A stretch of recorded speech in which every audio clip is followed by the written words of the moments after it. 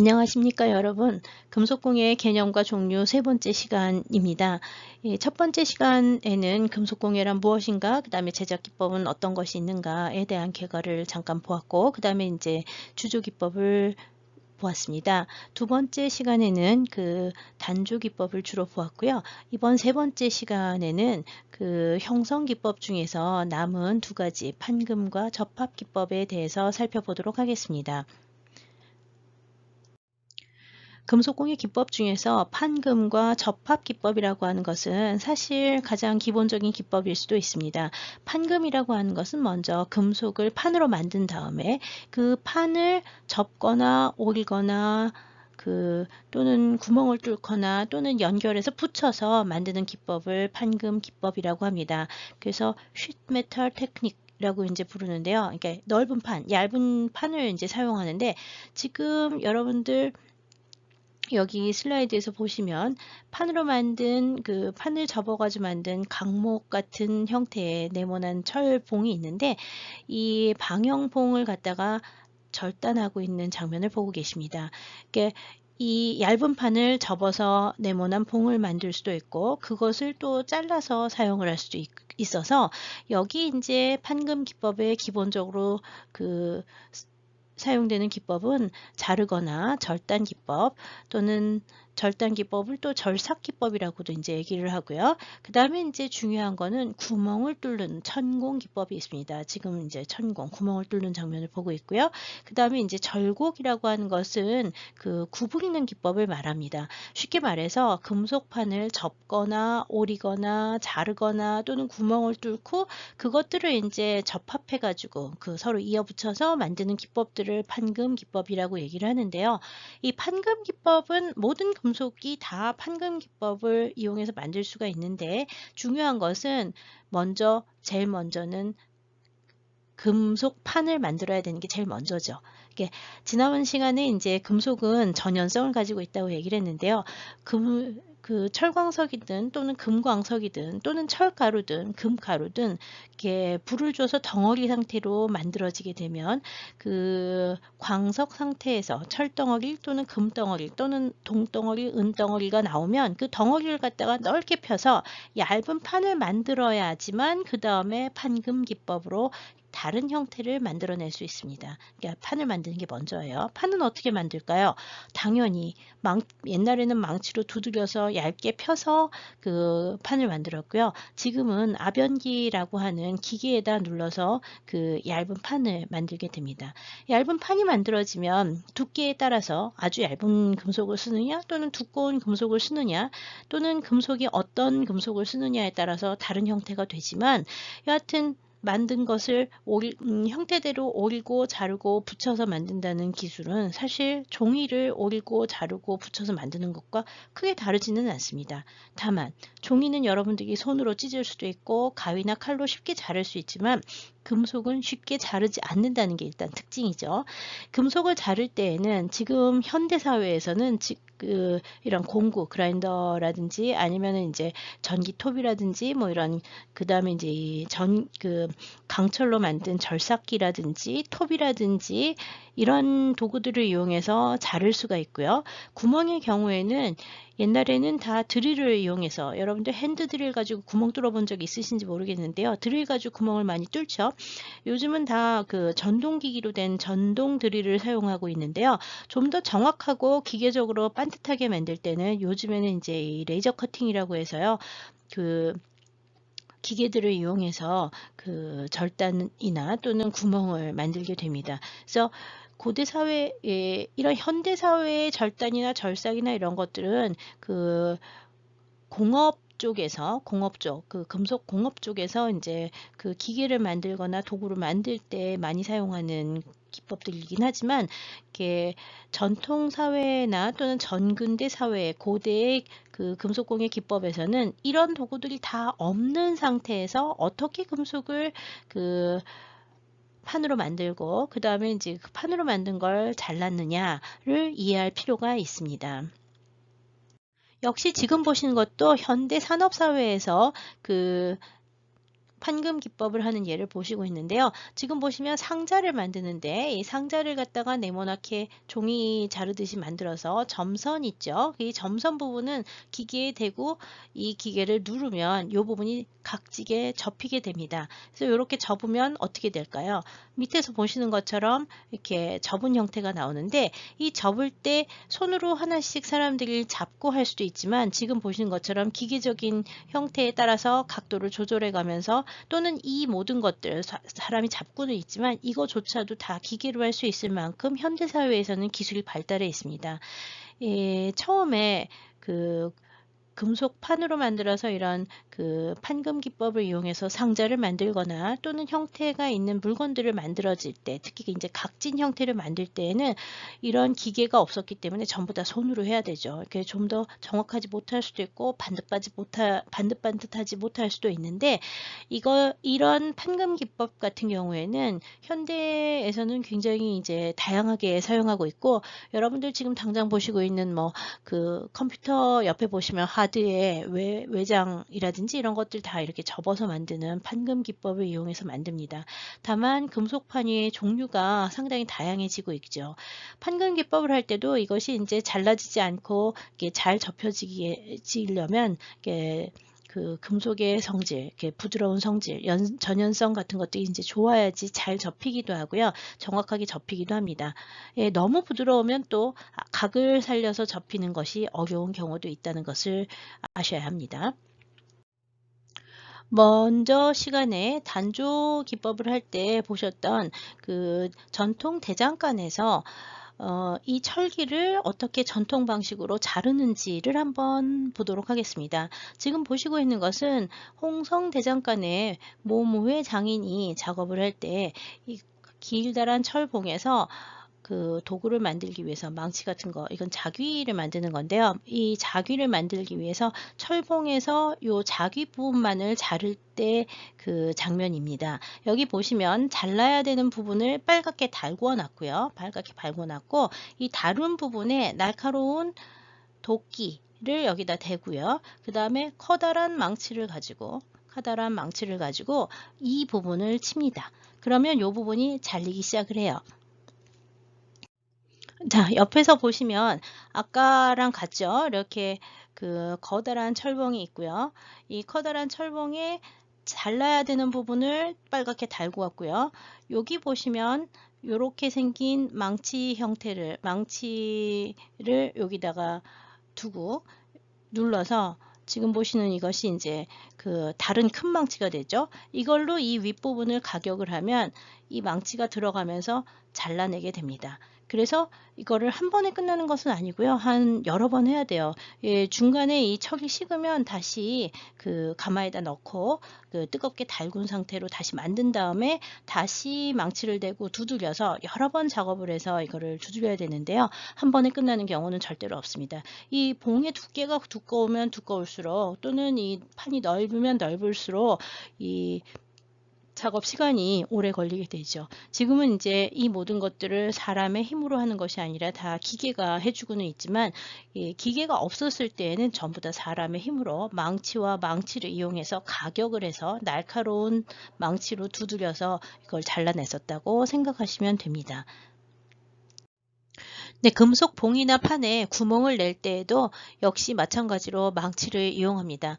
지금 여러분들 보시고 계시는 이 슬라이드에서 이 철봉에다가 이 부분에 구멍을 내기 위해서 이 망치를 사용하고 있습니다.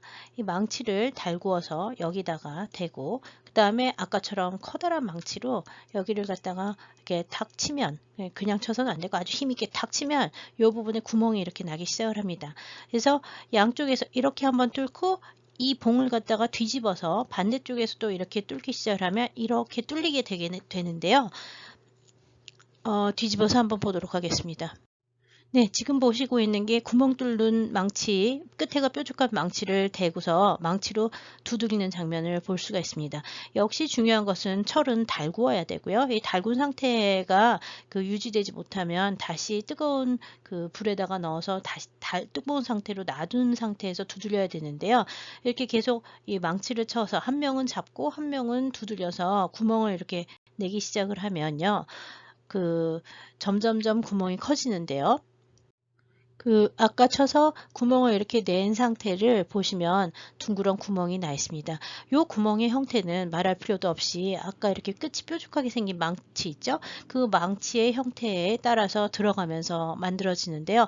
이 앞쪽에서만 하기도 하고요. 한쪽에서만 하기도 하지만 보통은 양쪽에서 뜨거운 상태에서 두드리면서 앞뒤로 다두리면서 이 구멍이 이렇게 있으면 여기를 쳐서 만들면서 이렇게 되고요. 그 다음에 이제 완전하게 그 크기가 되면은 이 정확한 형태의 봉 같은 것을 여기다 박아서 형태를 완성하게 됩니다. 그래서 구멍이 이제 뚫어지게 되는 거죠. 그러니까 드릴 없이 뜨겁게 달군 상태에서 형태가 달리 생긴 망치만 가지고 이런 형태의 구멍을 만듭니다. 이것은 철만 가능한 것이 아니라 사실 대부분의 금속, 금이나 은은 철보다 훨씬 더 무르기 때문에 철제 공구로 이렇게 망치로 치거나 정 같은 것으로 쳐내면 구멍이 이제 뚫리게 되는데요. 삼국시대부터 고려시대까지는 이 망치나 정을 이용해서 따내기를 하는 방식으로 구멍이나 또는 이렇게 오일기 같은 것, 절삭 같은 것들이 이제 이루어졌던 거로 생각이 됩니다.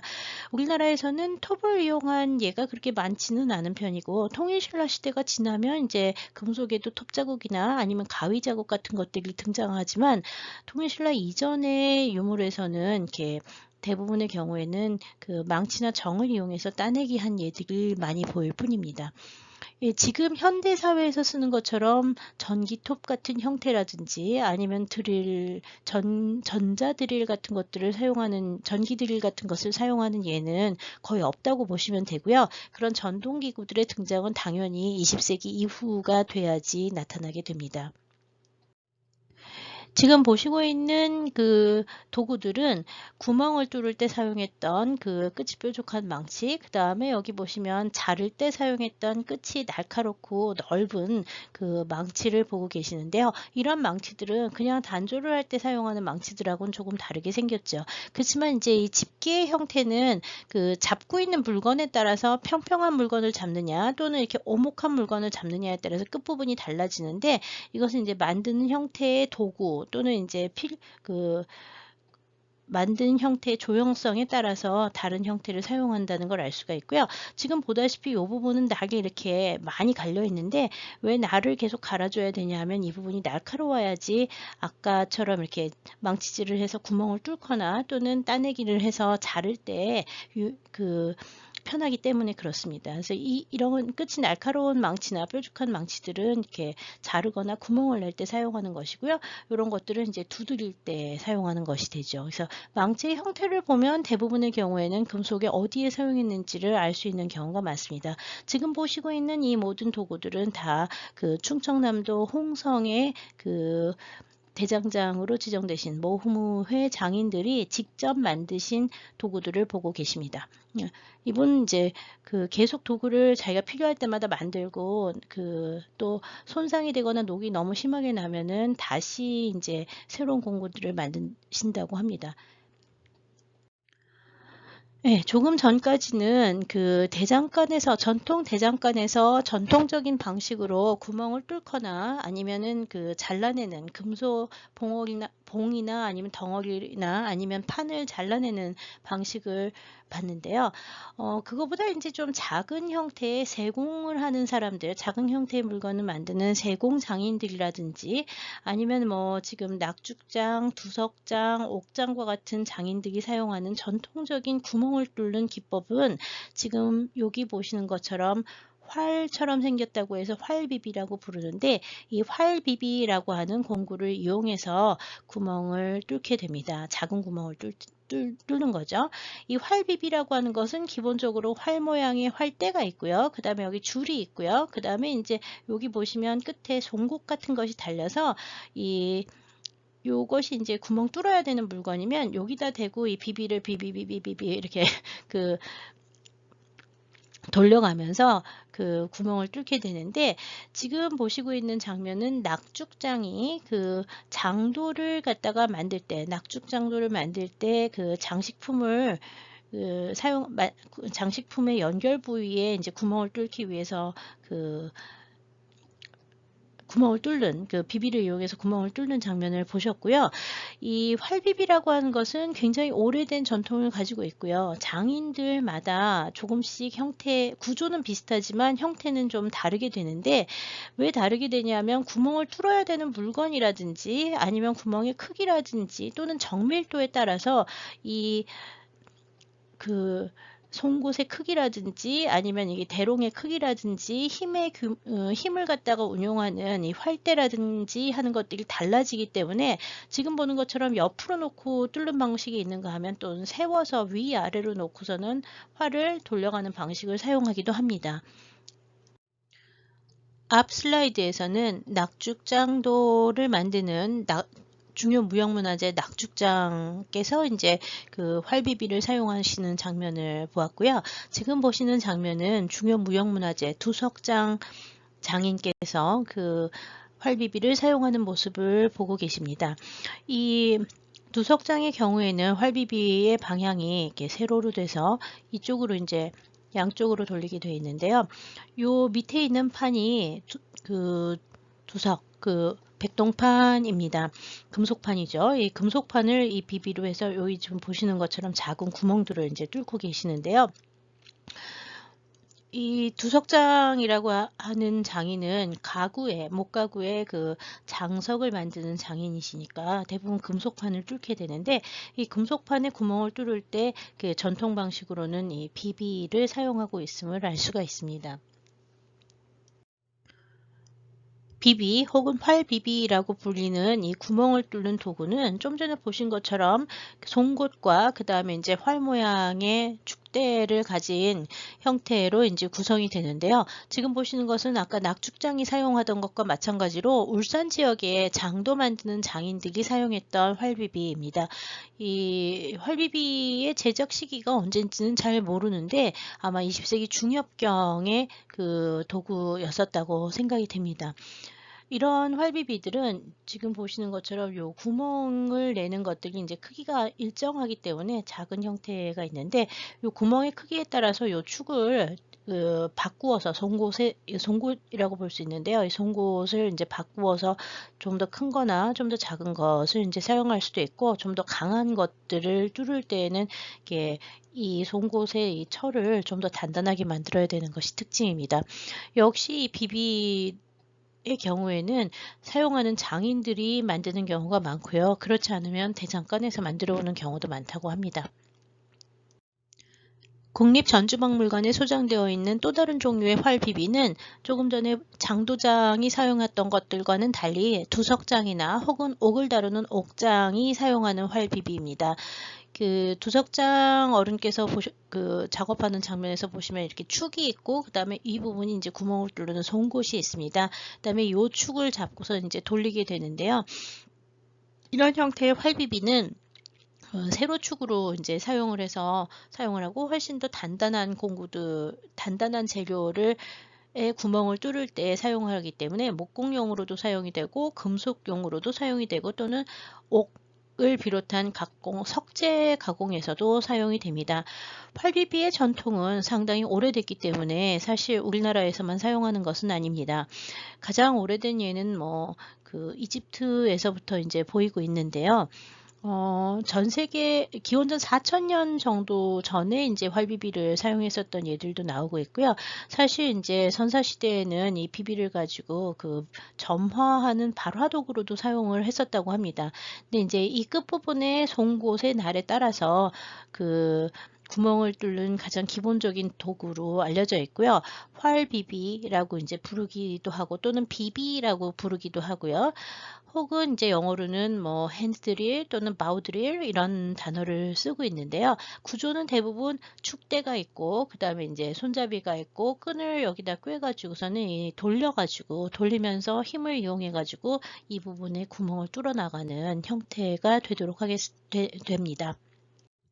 활비비의 사용의 기원을 알기 위해서는 남아있는 유물들도 중요하겠지만, 고대 이집트의 무덤 벽화에 나오는 활비비 형태들을 보시면 도움이 될 거라고 생각합니다. 이 고대 이집트의 무덤 벽화 중에는 그 장인들, 일하고 있는 장인들의 모습이 그려진 예들이 좀 있는데요. 지금 보시고 있는 레크미르라고 하는, 룩소르에 있는 레크미르라고 하는 사람의 무덤 벽화 중에 나오는 목수들의 모습을 볼 수 있습니다. 이 목수들의 모습 중에 보시면 여기 나무를 톱으로 자르는 사람이 있는가 하면 비비를 사용해서 가구에, 이렇게 생긴 가구가 있죠. 가구에 구멍을 뚫는 사람들을 볼 수가 있습니다. 여기 사용하는 거는 역시 활 모양으로 생기고 중심축이 이렇게 돼 있어서 요 부분에 이제 구멍을 뚫는데, 이 활비비의 사용예가 그 레크미르 그의 무덤이 만들어지던 시기까지 올라가고 있음을 알 수가 있습니다. 물론 이거보다 더 오래된 유물이 이제 나온 예도 있기는 합니다. 레크미르 무덤은 그 18왕조, 이집트 18왕조의 아멘호텝 2세 때 사람이라고 알려져 있어서 기원전 15세기경의 무덤이라고 보시면 됩니다. 이 무덤 벽화에 보이는 핸드드릴의 형태는 우리나라에서 사용하는 거하고 아주 똑같은 형태는 아니지만 구조가 비슷하게 전 세계 어디에서나 고대 사회에서 널리 사용했었던 활비비라고 보시면 되겠습니다. 이 구멍을 뚫는 천공 기술이라고 하는 것은 비비를 사용해서 발달을 하지만 큰 거를 따르느냐, 금속을 자르느냐, 뭐 재질에 따라서 비비의 형태나 또는 이 날의 형태들이 계속 바뀌게 되고요. 작은 거를 만들 때에는 좀 더 그 정교한 그 송곳을 사용을 해야지 되는 형태들이 있고요. 또 큰 거를 뚫을 때는 이렇게 다 작은 거로만 되지는 않기 때문에 아까 대장간에 장인이 하시는 것처럼 큰 구멍을 갖다 철에다가 두껍게 낼 때에는 망치로 바로 뚫어내는 형태를 볼 수도 있습니다. 즉, 이 구멍을 뚫거나 아니면은 또 자르거나 접거나 하는 판금 기법이라고 하는 것은 금속판으로만 하지만 사실 사용하는 공구들이라든지 또는 뭐 만들어지는 물건의 형태들은 금속의 형태에만 한정이 된 것이 아니라 이렇게 뭐 종이라든지 나무판을 만들어 쓰는 거라든지 뭐 또는 뭐 상아판이라든지 뭐 이런 여러 가지 재질들을 다양하게 이용해서 쓸 수도 있기 때문에 판금 기법의 경우에는 사실 금속만의 특질을 사용해서 만든다기보다는 잘라내고 접고 하는 다른 재질들과의 관계도 굉장히 중요합니다. 이렇게 만들어진 여러 가지 부속품들 혹은 물건들은 이렇게 단독으로만 사용이 될 수도 있지만, 상자 같은 경우에는 접어서 하나의 상자로만 사용할 수도 있지만, 뭐 손잡이를 단다든지 아니면 뭐 뚜껑을 씌운다든지 꼭지를 단다든지 할 때에는 이렇게 부속품을 만들어서 연결을 해야 됩니다. 이 연결하는 판금 기법으로 만들어진 여러 가지 물건들을 연결하는 기법이 바로 다음에 살펴보실 접합 기법이 되겠습니다. 각각 만들어진 여러 개의 부속들을 접합하는 기법을 이제 접합 기법이라고 하는데요.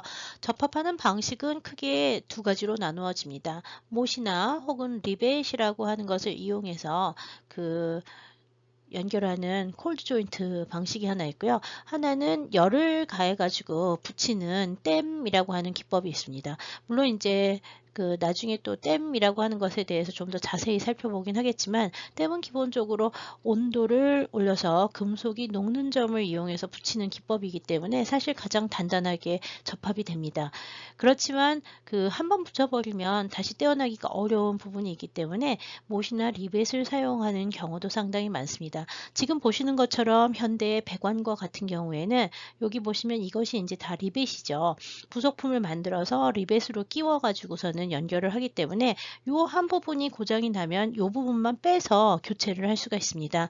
못이나 리벳의 경우에는 현대 사회에서의 못이나 리벳은 규격화가 돼 있어서 이 규격화된 부속품들을 사용을 하는데, 여기도 다 이제 리벳을 치죠. 그래서 이제 못이나 리벳이라고 하는 거는 현대 사회에서 굉장히 많이 쓰기는 하지만 전근대 시대의 공예품에서는 못이나 리벳이 규격화가 돼 있다고 보기는 힘듭니다. 왜냐하면 못이나 리벳도 다 하나하나 손으로 만들어야 되기 때문에 그렇죠. 이 못이나 리벳을 사용하는 방식은 여러 가지가 있는데, 특히 금속의 경우에는 조그만 걸 만들 때 요만한 못을 만들어서 여기서 이제 박아 넣으면 요 끝부분의 반대쪽을 이렇게 접어요. 반대쪽으로 접어서 이렇게 접어가지고서는 고정을 시키기도 하고, 금속은 또 전연성이 좋다 그랬잖아요. 그래서 많이 치면 동이나 철 같은 경우 위에가 이렇게 넓어집니다.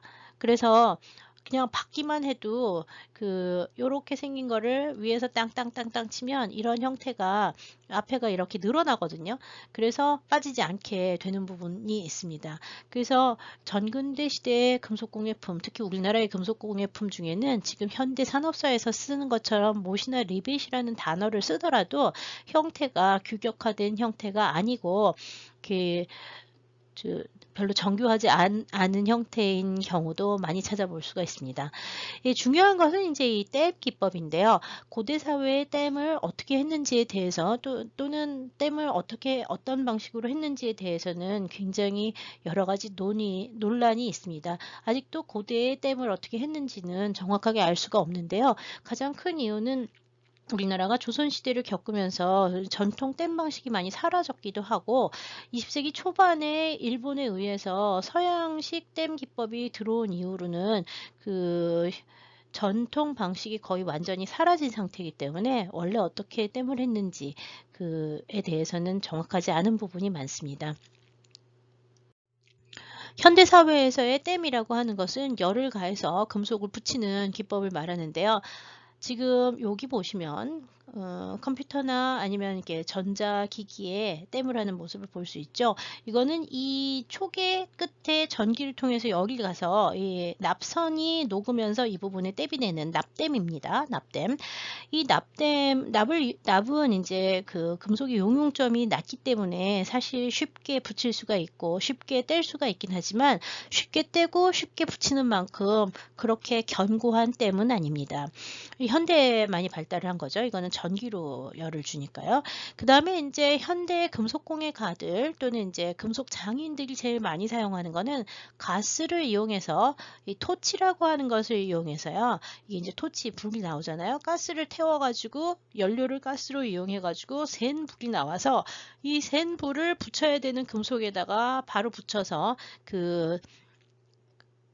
금속을 붙이는 댐 방식을 많이 사용합니다. 토치의 형태는 지금과 같은 형태를 쓸 수 있지만 끝부분이 이렇게 기역자로 꺾어지거나 좀 더 작거나 해서 불의 세기를 조절을 할 수도 있습니다. 이 가스토치들은 전부 다 가스를 사용하는 것이, LPG를 비롯한 가스를 사용하는 것이 특징입니다. 여기 보시면 여기는 이제 철을 땜하는 장면을 보실 수 있는데요. 요즘 철이나 알루미늄 같은 것을 용접을 할 때에는 이건 지금 용접인데요. 땜하고 조금 차이가 있어요. 용접의 경우에는 용접기를 이용하게 되고요. 알곤 용접을 하는 경우가 되게 많습니다. 강렬한 빛이 나오기 때문에 여기 보시면 보호구를 착용을 해야 시각을 버리지 않습니다. 가스토치로 사용하는 이 댐들, 현대의 댐들은 주로 이제 소규모의 공방들이나 개인 공방들에서 주로 많이 사용하는 방식이고요. 산업 현장에선 대부분 알곤 댐을 많이 하고 있다고 보시면 되겠습니다. 납댐, 알곤댐 이런 것들은 현대의 공업에서 이제 많이 사용하는 댐이고요. 이 가스토치를 이용한 이 댐이 이제 장인들이 많이 사용하는 댐인데, 이거의 전통적인 형태가 어땠는지는 알 수 없습니다. 왜냐하면 한국 사회의 경우에는 이렇게 지금 보시는 것처럼 가스라고 하는 것을 사용하지 않았었기 때문에 고화도의 화력을 내는 데 있어서 어떤 종류의 연료를 사용했는지는 논란이 좀 있습니다. 숯과 그 다음에 이제 후후 부는 그런 도구들을 사용했을 거라고 알려져 있기는 합니다만, 구체적인 댐을 하던 도구들의 형태는 현재로서는 좀 불명확한 부분이 많습니다. 댐이라고 하는 것은 지금 이 도면에서 보시는 것처럼 두 개의 다른 종류의 금속의 사이에 또 다른 금속을 놔서 이 금속에 열을 줘서 얘가 녹으면서 두 개를 연결하는 방식이 됩니다. 여기 붉은색으로 있는 이 또 다른 금속이라고 하는 것을 댐납이라고 부르는데요. 이 댐납은 원래 소지금속, 바탕금속이라고 하는 이 소지금속보다는 그 용융점이 낮아서 좀 더 낮은 온도에서 녹으면서 양쪽으로 녹아붙어서 이것이 연결되도록 하게 되는데요. 요것은 지금 현대 장신구 작가가 은 반지를 만들 때 땜을 하는 모습입니다. 은 반지를 만들 때 이렇게 링을 만들면요, 이렇게 그 판을 갖다가 둥글게 말아서 만들면 요 부분이 이렇게 떨어지죠. 요 부분에 땜납을 갖다가 놨습니다. 요것이 땜납이에요. 그리고 아까 보셨던 가스토치로 이 부분에 열을 주게 되면 이 땜납들이 녹으면서 이 전체가 녹아붙게 됩니다. 그래서 이제 하나의 링이 되니까 여기 보시면은 집게로 잡고 링 요 부분에 그 땜납을 넣고 가스토치로 불을 주면 요게 이제 달라붙는 걸 볼 수가 있고요. 여기도 마찬가지예요. 지금 보시는 것처럼 하나, 둘, 셋, 넷, 5개의 링을 갖다 연결하기 위해서는 각각 놓고 그 다음에 이제 여기 요 부분들을 다 땜을 해서 붙이게 됩니다. 사실 이 땜납의 경우에는 그 은을 사용할 경우에는 은의 순도를 낮춰서 은과 구리를 합쳐서 만든 합금, 순도가 좀 낮은 합금으로 이제 땜납을 만들게 되고요. 금을 사용할 때에도 역시 금과 은을 사용한다든지 이런 걸 쓰기 때문에 바탕금속보다는 합금이 돼서 색상이 약간 달라지기 때문에 땜이 된 부분은 눈으로 봐도 이 부분이 땜이 됐다는 걸 금방 알 수가 있습니다. 차이가 좀 나거든요. 지금 보다시피 약간 붉은색이 도는 것처럼 이 부분들의 땜 자국들이 보통 보이게 됩니다.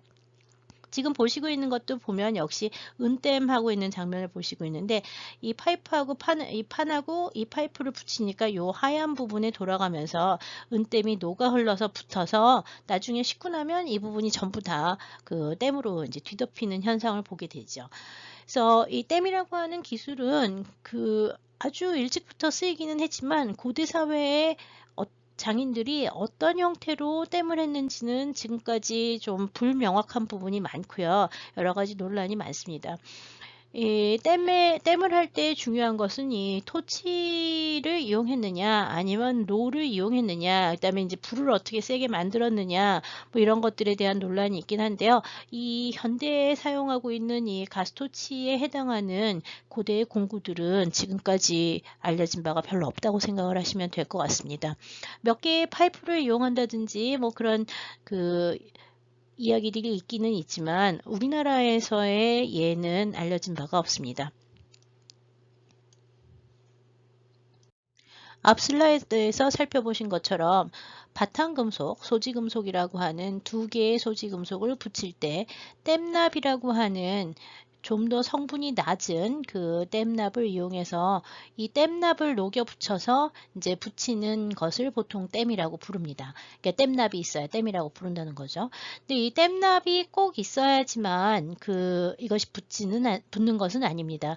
어떤 경우에는 소지금속 2개가 그 땜납이 없어도 자기끼리 붙는 경우가 나타나기도 하고요. 또는 여기에서 이제 이 자기끼리 녹아서 붙기도 하고 또는 화학적 땜에 의해서 이 부분이 고착되는 경우도 굉장히 많은데요.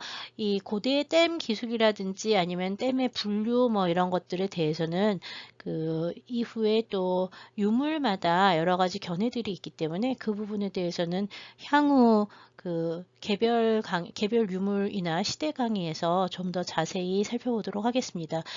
지금 여기 보시는 것처럼 바탕금속과 금립 또는 이게 여기 보면 금알갱이 그 다음에 이제 여기 금선과 같은 것들을 바탕금속 위에 붙이는 이 기법이 일종의 이제 땜 기법이라고 할 수 있는데요. 지금 보시고 있는 이 경주 보문동 부부총에서 나온 금제 태환이식의 표면을 보시면 수많은 작은 금알갱이와 그 다음에 금선을 붙여서 장식을 하고 있는데요. 이것이 이제 어떻게 붙였는지에 대해서는 여러 가지 논란이 많습니다. 이 금알갱이와 금선을 붙이는 이 기법을 누금세공 기법이라고 부르고 있는데요. 역시 누금세공 기법에 대해서도 고대 사회에서 여러 가지 논란이 있기 때문에 이에 대해서도 삼국시대의 금속공예를 하면서 좀 더 자세히 살펴보도록 할 예정입니다. 이번 강의는 금속공예의 개념과 종류, 를 중심으로 그 중에서도 이제 그 금속공예의 형성 기법 중에서 주조, 단조, 판금, 접합 등 4가지 기법을 3번에 걸쳐서 이제 살펴보았습니다. 이 댐 접합과 댐 기술이라고 하는 것은 사실 현재 알려진 자료가 많이 없기 때문에 향후 유물마다 개별적인 논란이 있기는 합니다.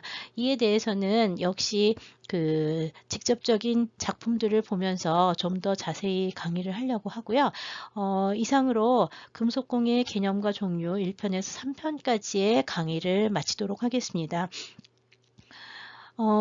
이 3차에 걸친 강의에서는 현대의 금속공예 기법과 그 고대의 예들을 그 서로 비교하면서 이해하기 쉽게 이러한 기법 용어들이 있다는 것을 알려드리기 위한 강의였고요. 구체적인 작품에 대한 분석이나 작품에 사용된 고대의 기술 분야에 대해서는 앞으로 향후 강의 시간에 그 좀 더 자세히 분야별로 또는 시대별로 살펴보도록 하겠습니다. 네, 감사합니다.